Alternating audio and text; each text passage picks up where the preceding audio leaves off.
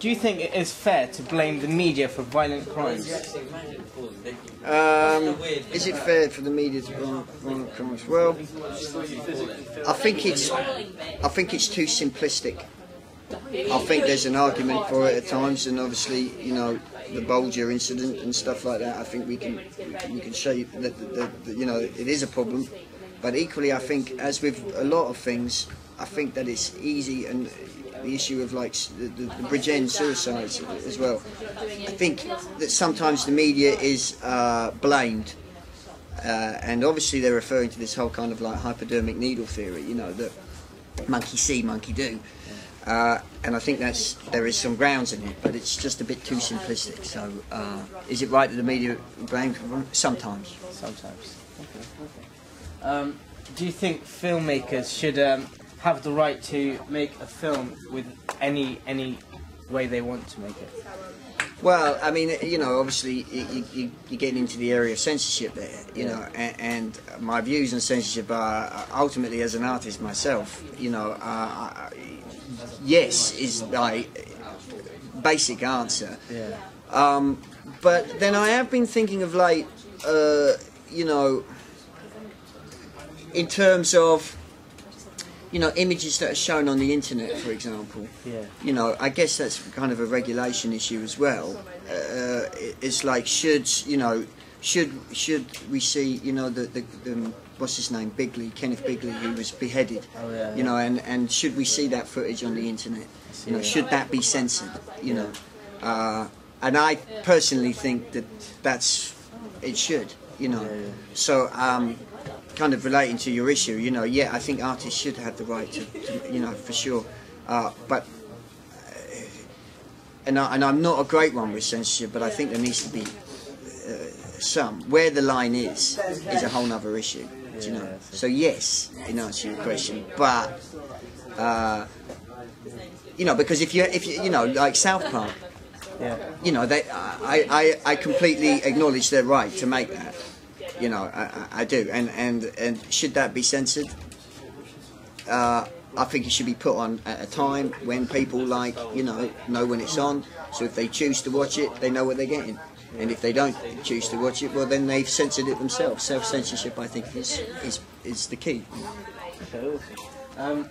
Do you think violence on screen affects violence in society? Like the news always showing violent things happening, sort of glorifying. Yeah. Well, I mean, you know, someone like Michael Moore, you know, and like he talks about that in Bowling for Columbine a lot. You know, how the culture of fear and violence, again, is like a drip, drip, drip, hypodermic needle theory. That, you know, people there in watching, you know, like see all that violence, and it's like an injection of it. You know, and then like, let's go kill people. Yeah. You know, why? Well, because I've watched this brilliant film. Really nasty, you know. I do think, you know, all this kind of films like Hostel and stuff like that.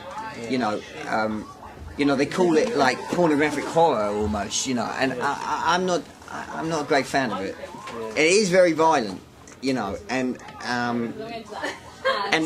suggest certain things that, I don't know, you know, yes, as an artist, I respect them, to make it, but I don't know if it needs to be that violent. So in answer to your question, you know, does violent images make society violent? I think there's something in the hypodermic needle theory. I think there is a drip, drip, drip feed to some extent. I'm not sure as I would go along with it completely, because we are free-thinking individuals, but some people don't think freely. So you know, yes, I think it does to some extent. But again, I just would err on the side of caution in terms of making it far too simplistic. You know, yes, definitively. Do you know what I mean? Politicians you know. And people who, I was going to say something there, but politicians and people who don't think very, very deeply would make it all so simplistic and say, you know, yes, you know, but it isn't as simple as that.